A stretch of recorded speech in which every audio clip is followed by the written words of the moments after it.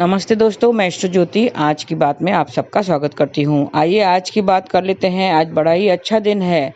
आज 1 तारीख है और नया महीना है और न्यू फाइनेंशियल ईयर चालू होगा, नया हफ्ता चालू होगा।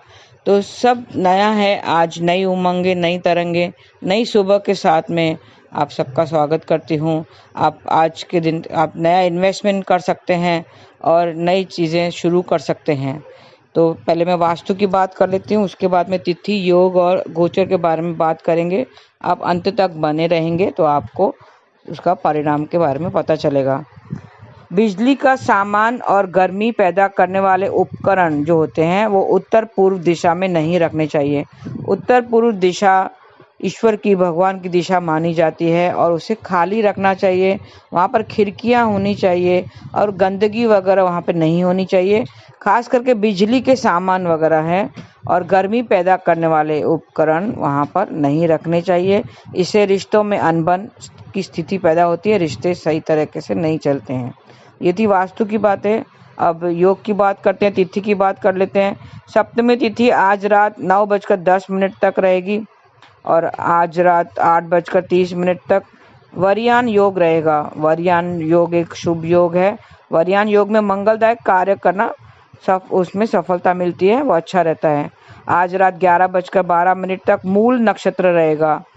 मूल नक्षत्र का पेड़ साल है जो श्री विष्णु को बहुत ही प्रिय है, तो साल की आज पूजा करनी चाहिए। साल के पेड़ की आज पूजा करें, आज दिन भर साल के पेड़ की पूजा करें। और आज की खास बात, आज रात 3:55 पर बुध मेष राशि में वक्री हो गए हैं। इसके पहले बता दूं कि कल की शाम 4:45 पर शुक्राचार्य ने गोचर किया था। शुक्र का गोचर के बारे में बता दूं, वो मीन राशि में आए थे शुक्र। तो कल का जो था वो भी अच्छा दिन था। थोड़ा सा एनर्जी चेंज हम लोग ने देखी थी और अभी जो है दिन जो है वो काफ़ी थोड़े से भारी होंगे। 24 अप्रैल तक आपको अपना सबका ध्यान रखना है। वो मीन राशि में प्रवेश किया था और 24 अप्रैल की रात 11:55 तक वो यहीं गोचर करते रहेंगे। पहले शुक्र के गोचर के बारे में बता दूंगी, फिर बुध की गोचर की बात करेंगे, वक्री गोचर की बात करेंगे। तो शुक्र मीन राशि में उच्च का होता है और कन्या राशि में नीच का होता है। कल शुक्र का जो है उच्च स्थान पर गोचर किया था उन्होंने। इसका असर दाम्पत्य रिश्तों पर और पारिवारिक सुख पर होता है, क्योंकि ये शुक्र भोग का कारक है, स्त्री का कारक है और ऐश्वर्य जो धन पदार्थ, कंफर्ट, लग्जरी सब शुक्र से मिलते हैं। तो इसके गोचर से सबको अच्छे परिणाम आएंगे। ज़्यादा वो नुकसान नहीं देता है, लेकिन थोड़े से उपाय करने से आप वो सब शुभ परिणाम उसके ले सकते हैं। और शुक्र का गोचर सबके राशियों में अलग अलग प्रभाव करेगा और ये हम जब कुंडली देखते हैं तो शुक्र कहाँ पर बैठा हुआ है वो मिलाते हैं, ताकि दाम्पत्य जीवन में खुशहाली छा जाए। और उसके लिए आपको थोड़े से उपाय करने हैं। चमेली का इत्र आपको लगाना है, उससे आपको शुभ परिणाम मिलेंगे। दही का दान कर सकते हैं और हनी का दान कर सकते हैं। घड़े में, एक मट्टी के घड़े में हनी को लेके आप वीराने में दबा दे तो उसका बुरा परिणाम से आप बच सकेंगे। तो इस तरह से आप इत्र लगा के रखिए फीमेल्स लोग। और आपस में जो है रिलेशन, हस्बैंड वाइफ का रिलेशन अच्छे रखिए, अनबन नहीं होने दीजिए, क्योंकि अगर एक ने अनबन किया तो दूसरे को शांत होना चाहिए, नहीं तो दाम्पत्य जीवन में असर होता है। घी का दान भी कर सकते हैं और गाय, गुरु और मंदिर की सेवा करते रहें। खास करके काली गाय की सेवा करें, उसको रोज रोटी में जरा सा हनी डालकर और थोड़ा एक पिंच खाली आप गुड़ डाल दें। किसी ने कहा था कि गुड़ खिलाने से उनको गाय को डायबिटीज हो जाती है। इतना भी गुड़ नहीं खिलाना चाहिए, जरा सा खाली नाम मात्र के लिए डाला जाता है रोटी में। खाली भाव करेंगे तो भी चलेगा, तो उससे अच्छा परिणाम मिलेगा। तो ये थी गोचर की बातें, क्योंकि शुक्र का गोचर सबको अच्छा परिणाम देगा। तो आप उपाय करते रहिए, वाइट चीज़ों से कनेक्टेड रहिए। शुक्रवार के दिन आप घर में वाइट आइसक्रीम लाएंगे, वाइट चीज़ों से कनेक्टेड रहिए। दही वगैरह आप दान कर सकते हैं, दूध का, और खीर बनाकर छोटी कन्याओं को खिला सकते हैं। इससे आपको शुभ परिणाम मिलेगा। तो ये थी इसकी गोचर की बातें। अभी आइए बुध की बात करते हैं। बुध वक्री हो गया है। पहले तो आप समझेंगे कि वक्री का मतलब क्या है। जैसे अब मैं उदाहरण देती हूँ, दो ट्रेनों का, एक ट्रेन धीमी गति से चल रही है और उसके पास से ही एक तेजी गति वाली ट्रेन उसके पास से निकल जाती है। तो जब भी आप बैठे हुए हैं तेजी गति वाली ट्रेन में, तो ऐसा लगता है कि वो धीमी गति वाली ट्रेन पीछे की तरफ जाती है। वो दोनों एक ही मार्ग पे चल रही हैं, एक ही तरह जा रही हैं, एक ही तरफ जा रही हैं, लेकिन ऐसा आभास होता है कि वो पीछे की तरफ जा रही हैं। तो उसी तरह ग्रहों का भी चाल ऐसे ही है। सब सूर्य के परिक्रमा करते हैं, सब ग्रह सूर्य की परिक्रमा करते हैं, लेकिन जब एक धीमी गति वाला ग्रह अगर चल रहा है और उसके पास से अगर तेजी गति वाला ग्रह निकल जाता है उसके पास से, तो ऐसा लगता है कि धीमी गति वाला ग्रह पीछे की तरफ जा रहा है। तो वही हालत, वही स्थिति अब बुध की है कि बुध वक्री हो गए हैं। आज रात 3:53 पर बुध मेष राशि में वक्री हो जाएंगे।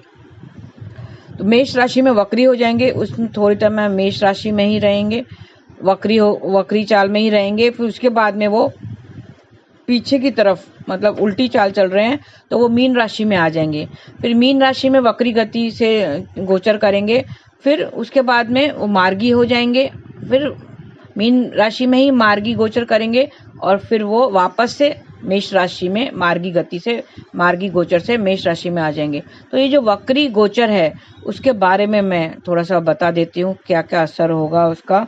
तो 9 अप्रैल की रात 9:32 पर मीन राशि में प्रवेश कर जाएंगे। वो पीछे की तरफ जा रहे, वक्री की तरफ जा रहे, अभी मेष राशि में वक्री होंगे और फिर थोड़ी देर वहीं पर ही रहेंगे, थोड़े दिन। फिर 9 अप्रैल को वो मीन राशि में प्रवेश कर जाएंगे। 25 अप्रैल की शाम 6:25 पर बुध मीन राशि में मार्गी हो जाएंगे। 25 अप्रैल को वो मीन राशि में ही मार्गी हो जाएंगे और 10 मई की शाम 6:40 पर वो मेष राशि में प्रवेश कर जाएंगे।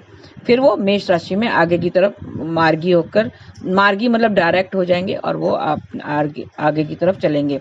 आज का दिन खास है। क्यों? आज का दिन क्या है, जैसे मैं एक और एग्जांपल देती हूँ। गाड़ी का, जो गाड़ी चलाते हैं वो अच्छे से समझ सकेंगे। जो कार चला रहे हैं, गाड़ी चला रहे हैं, उनको अगर रिवर्स लेना है तो पहले गाड़ी को रुकाना पड़ता है, गाड़ी को 1-2 सेकंड के लिए रुकाना पड़ता है। फिर गियर चेंज करते हैं हम लोग, रिवर्स गियर में डालते हैं और फिर वो पीछे की तरफ जाती है गाड़ी। और अगर पीछे की तरफ जा रही है और हमें उस समय आगे की तरफ वापस से उसको लेना है, तो फिर गाड़ी को स्टॉप करना पड़ेगा। एक जगह 1-2 सेकंड के लिए स्टॉप करके गियर चेंज करते हैं, हम फर्स्ट गियर में डालते हैं और फिर वो आगे की तरफ जाती है, मतलब अपने सीधा चाल चलती है। तो उसी तरह ग्रहों का भी है। अभी उसको रिवर्स जाना है तो वो आज स्टेबल हो जाएगा, स्टैटिक बोलते हैं जिसको, वो स्टैटिक गति पे हैं आज अभी। तो वो एक ही डिग्री पे वो रुक जाएंगे। तो वो रुक जाएंगे मतलब उसका बुरा परिणाम पड़ता है, किसी पर कुछ अच्छा परिणाम नहीं पड़ेगा।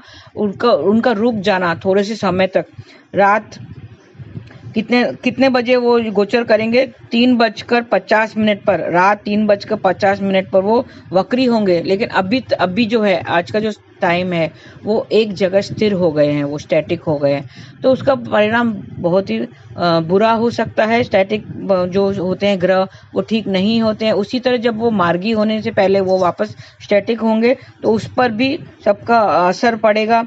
वो बुध क्या है? बुद्धि और वाणी का देवता है। तो आज अपने जो इंस्ट्रूमेंट्स हैं, जिससे आप काम करते हैं, कंप्यूटर हो, लैपटॉप हो, मोबाइल हो, जिससे आप काम करते हैं, बुद्धि काम नहीं करेगी। डिसीजन पावर थोड़ा सा ऊपर नीचे हो जाएगा, कभी गलत डिसीजन हो जाएगा। और वाणी अच्छी नहीं होगी, कभी किसी को बड़ा बुरा कह देंगे, अपशब्द कह देंगे। तो अपनी वाणी को संभालनी है, खास करके अपने दाम्पत्य जीवन को संभालना है। दाम्पत्य जीवन में अपने गलत नहीं निकलना चाहिए, उल्टा सुल्टा नहीं निकलना चाहिए। हस्बैंड वाइफ का रिलेशनशिप ठीक रहना चाहिए, क्योंकि शुक्र का गोचर भी हुआ है, तो इससे आपको ध्यान रखना है। और ग्रह स्थिति बताऊं तो बुध गुरु के साथ बैठा हुआ है मेष राशि में, और राहु सूर्य शुक्र के साथ आ गए हैं। शुक्र अभी राहु सूर्य के साथ आ गया है मीन राशि में। तो वो ग्रहण की स्थिति, अभी यह ग्रहण लगने वाला है, 8 तारीख को सूर्य ग्रहण है। तो वो ग्रहण की स्थिति में है, आ गया है। वो शुक्र भी उसके साथ आ गया है। तो शुक्र की बीमारी हो सकती है, मतलब प्राइवेट पार्ट्स में प्रॉब्लम आ सकता है। और शनि और मंगल एक साथ बैठे हुए हैं कुंभ शनि की राशि में ही बैठे हुए हैं, क्योंकि शनि मंगल से कनेक्टेड है, उसके साथ में बैठा हुआ है, युति कर रहा है, कंजंक्शन कर रहा है। तो वो मंगल के प्रॉब्लम्स क्या है? मसल पुल, मसल पेन, नी प्रॉब्लम, जॉइंट प्रॉब्लम, ऐसा तो कहीं पर दर्द हो सकता है, स्पॉन्डिलाइटिस में प्रॉब्लम हो सकता है, तो वो सब बीमारी दे सकता है, क्योंकि शनि बीमारी का कारक है। डिजीज कौन देता है? शनि देता है। तो शनि मंगल के साथ बैठा हुआ है और वो बुध और गुरु को भी दृष्टि डाल रहा है। बुध, और पता है आपको कि शनि की दृष्टि खराब होती है, कुदृष्टि डालता है। तो बुध की बीमारी, जैसे बुध किसकी बीमारी देता है? ENT का, आईज, नोज और थ्रोट, गले खांसी वगैरह दे सकता है। आंख की प्रॉब्लम्स आ सकती है, कान की प्रॉब्लम आ सकती है, ईयर की, कानों की प्रॉब्लम आ सकती है। तो ये सब प्रॉब्लम आ सकती है। और गुरु की बीमारी मतलब डायबिटीज वगैरह हो सकती है, क्योंकि गुरु का जब खराब होता है, खराब असर देता है, तो सेल्स को मल्टीप्लाई करता है। सेल्स का वो मल्टीप्लिकेशन का काम करता है गुरु। तो कोई भी चीज़ अगर खराब हो तो वो बढ़ा देगा। तो डायबिटीज वगैरह थोड़ा सा अपना ध्यान रखें। ये थोड़े से दिनों में 24 अप्रैल तक आपको ध्यान रखना है। और फिर शुक्र अस्त हो जाएगा। शुक्र अस्त होना मतलब तारा डूबना। और फिर जब 13 तारीख के बाद सूर्य जब अगली राशि में जाएगा, मेष राशि में जाएगा, तो गुरु अस्त हो जाएगा।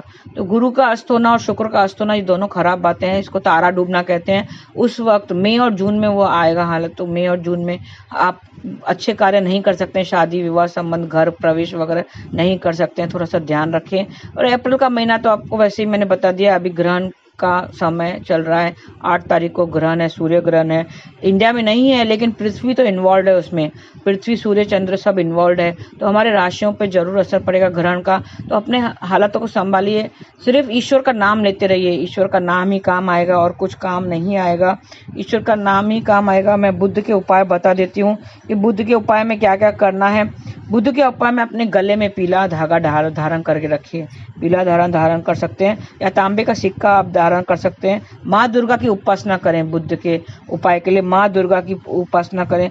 दुर्गा सप्तशती का पाठ करें, या हनी का एक मट्टी के घड़े में हनी डालकर जाके वीराने में दबाएं, या हरे मूंग रात को भिगोकर आप पक्षियों को डाल दीजिए, तो वो भी उसका अच्छा परिणाम देगा, बुरे परिणामों से बचा सकेगा। गाय गुरु मंदिर की सेवा करते रहें। गाय की सेवा करें, हरा चारा खिलाएं उनको, और हरी चीज़ों से कनेक्ट रहिए। केसर का तिलक मस्तक पर और नाभि पर लगाए रखें। कभी कहीं पर भी बाहर जा रहे हो तो केसर का तिलक लगाए रखें, ताकि दिमाग, आपकी बुद्धि अच्छे से काम करेगी। और फिर चांदी का लॉकेट आप पहन सकते हैं, धारण कर सकते हैं। तो ये सब बुद्ध का उपाय है। ग्रीन चीज़ों से कनेक्टेड रहना है आपको। बुधवार के दिन खास करके ग्रीन चीज़ों का सेवन कीजिए, तो आपको वो एनर्जीज आपको मिलेगी, वाइब्रेशंस मिलेंगे ग्रीन चीज़ों के।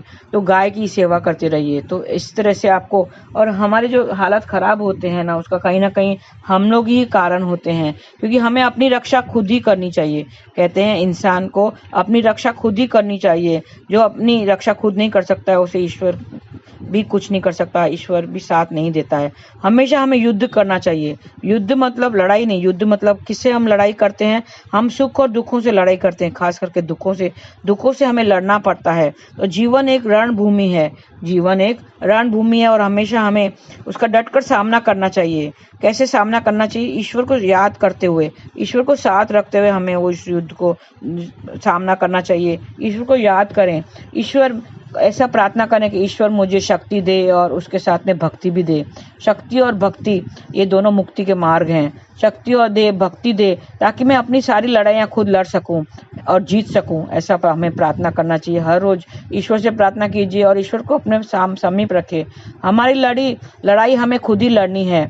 हमें सही मार्ग पर चलना है। अगर हमने ईश्वर पर छोड़ दिया, कोई कहता है कि ईश्वर ही तो कराता है हमसे, जो भी कराता है ईश्वर ही करता है, करने वाला है, कराने वाला है, तो हम क्या करें? ईश्वर पर नहीं छोड़ना चाहिए। हमें ईश्वर को याद करना चाहिए और प्रार्थना करना चाहिए कि हमें इतनी शक्ति दे ताकि हम अपनी लड़ाइयाँ खुद लड़ सकें। हमें ईश्वर पर नहीं छोड़ना चाहिए, बल्कि अपनी लड़ाइयाँ खुद लड़ना चाहिए। जैसे भरी सभा में द्रौपदी ने ईश्वर को पुकारा था। आपको याद होगा प्रसंग, तो जब द्रौपदी के साड़ी चीरहरण हो रहा था उसका, तो ईश्वर को याद किया था वो असहाय हो गई थी, कोई भी उसको मदद के लिए नहीं थे। इतने सारे लोग दरबार में बैठे थे लेकिन किसी ने उसकी रक्षा नहीं की, उसका आगे नहीं आए, तो वो असहाय हो गई थी। बिल्कुल असहाय होकर वो भगवान से कहने लगी, हे भगवान, उसने पुकारा कि हे कृष्णा मेरी रक्षा करो, मैं असहाय हूँ, मेरी रक्षा करो। तो कृष्णा दौड़ कर उसकी रक्षा करने पहुंच गए।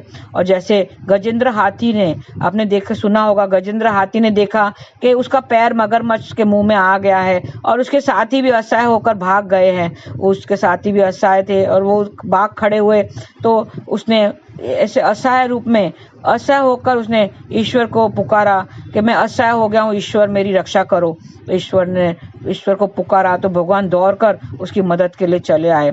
ऐसे हम भी ईश्वर को पुकारना है, हमें भी ईश्वर को पुकारना है और प्रार्थना करनी है कि हे ईश्वर मेरी रक्षा करो, मुझे इस पीड़ा से निकालो, जो भी हमें पीड़ा हो रही है उस पीड़ा से निकालो, मेरे सारे गुनाह को माफ़ करो। हमेशा ये प्रार्थना करनी चाहिए कि मेरे किए हुए सारे गुनाहों को माफ़ कर दो, तो वो ज़रूर माफ़ कर देगा। हे नाथ, हे दीनानाथ, हे जगन्नाथ, हम आपको कभी ना भूलें, कभी ना भूलें, कभी ना भूलें। ऐसे हमारे रोज़ प्रार्थना करनी चाहिए, सुबह और रात को सोते वक्त रोज़ प्रार्थना करनी चाहिए। जैसे एक दृष्टांत पेश करती हूँ। एक ऑटो के पीछे लिखा था कि भगवान सबका भला करे। एक ऑटो के पीछे सब सेइंग्स लिखे रहते हैं, उसमें लिखा था भगवान सबका भला करे पर शुरुआत मुझसे करना। भगवान सबका भला करना लेकिन शुरुआत मुझसे करना। हम कभी कभी इतने स्वार्थी क्यों हो जाते हैं? हम सिर्फ अपने लिए ही सोचने लगते हैं कि खुदगर्ज इतने खुदगर्ज हो जाते हैं, केवल अपने स्वार्थ के लिए ही ईश्वर से प्रार्थना करते रहते हैं। नहीं, हमें दूसरों के हित के लिए भी सोचना चाहिए, परहित के लिए भी सोचना चाहिए। हम कहते हैं कि मेरा भला करो, मेरा भला हो, ऐसा ठीक है, ये ठीक है, नहीं ऐसा नहीं, खाली अपना भला नहीं सोचना चाहिए। यहाँ भगवान सबका भला करना, इतना तक के तो लाइन ठीक है, वहाँ पे लिखा था भगवान सबका भला करना, इतना ये लाइन तो ठीक है, लेकिन आगे वाली लाइन कि शुरुआत मुझसे करना, ये गलत है। ऐसा ये गलत है। ऐसे घर में हमें दूसरों का हित के बारे में भी सोचना चाहिए। एक दूसरा दृष्टांत है, जैसे घर में आग लगी, छोटा सा मकान था, वहाँ पे आग लगी। उसकी जो मालकिन थी वो सामने के घर में रहती थी। वो जो छोटा सा मकान जो लिया था उसमें ताला लगा हुआ था, तो उसमें आग लग गई। तो घर की मालकिन ने जब देखा तो दूसरे मकान में रहती थी, उसका सामने वाला मकान था। तो एक बच्चे ने आकर उसको कहा कि आंटी आंटी, आपके सामने वाला घर जो है ना, छोटा सा मकान जो है, उसमें आग लग गई है, चलो चलो जल्दी चलो। तो वो लेडी दौड़कर वहां पहुंची तो चिल्लाने लगी, हे भगवान ये तुमने क्या किया, आग कैसे लगी, भगवान तुमने मेरे साथ ये अच्छा नहीं किया, और पूरा दोष भगवान पर डालने लगी। तो भगवान को कोसने लगी, भगवान ये तुमने क्या किया, क्या किया, अभी इतना अंदर सामान पड़ा था, अभी तो परसों के दिन तो हमने ये लिया था, अभी तो कुछ दिन पहले, तो 2 दिन पहले तो हमने ये खरीदा था। इतना रोने लगी, रो रो कर वो भगवान को कोसने लगी। ऐसे में उसका बड़ा बेटा आया, अम्मा तू क्यों रो रही है इतना? तो माँ बोली, इसमें आग लग गई है बेटा, अब क्या करें? बेटा बोला, ये हमारा मकान नहीं है माँ, सौदा होने वाला था लेकिन हुआ नहीं, सौदा हुआ ही नहीं। परसों के दिन हम जब गए थे सौदा करने, ये मकान जिसका था उसी के पास वापस है, वापस उसी को दे दिया, सौदा किया ही नहीं हमने नहीं लिया माँ, उसी जो जिसका था उसी का है, सौदा कैंसिल हो गया। तो माँ ने जब ये सुना, अरे वाह, ये हमारा मकान नहीं है, सौदा नहीं हुआ, सौदा कैंसिल हो गया, तो वो खुश हो गई। तो वो बोली, भगवान ये तुमने अच्छा किया, अच्छा हुआ ये हमारा घर नहीं है, वाह भगवान वाह, तुम कितने दयालु हो, तुम कितने दयालु हो। ऐसा उसने आंसू पोंछने लगी, भगवान तू कितना दयालु है, जो होता है अच्छे के लिए ही होता है। उसी समय उसका छोटा बेटा आया, माँ ये हमारे घर में आग लग गई माँ। माँ ने कहा, अरे बेटा ये हमारा घर नहीं है, इसका सौदा तो परसों कैंसिल हो गया, ये हमारा घर तो है ही नहीं, इसका सौदा उसने कैंसिल कर दिया। तो छोटे बेटे ने कहा, हाँ माँ ये परसों सौदा कैंसिल हो गया था, लेकिन कल जाके पापा ने वो वापस सौदा कर लिया, फिर से वो सौदा कर लिया, इस मकान का सौदा कर लिया, ये मकान हमारे नाम कर लिया, ये हमारा ही है माँ, अभी ये हमारा ही है। माँ फिर वो सुन के फिर वो जोर जोर से रोने लगी, हे भगवान बहुत बुरा हुआ, बहुत बुरा किया तुमने। वो जोर जोर से रोने लगी, कहने लगी कि ये तुमने अच्छा नहीं किया भगवान, ये तुमने अच्छा नहीं किया। तो कहने का तात्पर्य यह है दोस्तों कि जरा देखो हम कैसे हैं, जरा सोचिए। जब पता चलता है कि किसी और का घर है, तो हम किसी और का घर है, हमारा सौदा हुआ ही नहीं, तो हम खुश होते हैं। और जब उसी वक्त पता चलता है कि अरे ये तो हमारा ही घर है, ये सौदा हो गया, पक्का हो गया था, और वो हमारा ही घर जल रहा है, तो हम भगवान को कोसने लगते हैं कि तुमने अच्छा नहीं किया। कहीं ना कहीं हम कितने स्वार्थी हो जाते हैं। हम दूसरों के लिए भी दुख नहीं देते। अगर दूसरा का मकान जल रहा है तो भी हमें दुख नहीं होता। नहीं, दूसरों के लिए भी हमें दुख होना चाहिए, दूसरों का हित की सोचना चाहिए, दूसरों के लिए भला करने का सोचना चाहिए। हम अगर दूसरों का भला सोचेंगे, भला करने का सोचेंगे, तब भी हमारा भला खुद ब खुद हो जाएगा। तो दूसरों के हित के लिए भी सोचना चाहिए, कभी कभी दूसरों के लिए भी सोचना चाहिए। हरे कृष्णा कृष्ण कृष्ण हरे हरे, हरे राम राम राम हरे हरे। ऐसा हम अगर दूसरों के बारे में सोचेंगे तो ईश्वर खुश होगा और हमारा भला खुद ब खुद हो जाएगा। हमें कुछ करने की जरूरत नहीं पड़ेगी। तो ईश्वर को याद करते रहिए, अपने समीप रखिए, नाम जाप करते रहिए, क्योंकि नाम ही है जो काम आएगा। ईश्वर भला करेगा। आप नाम जपते रहिए। आज के लिए बस इतना ही। आपका दिन शुभ रहे। हरे कृष्णा।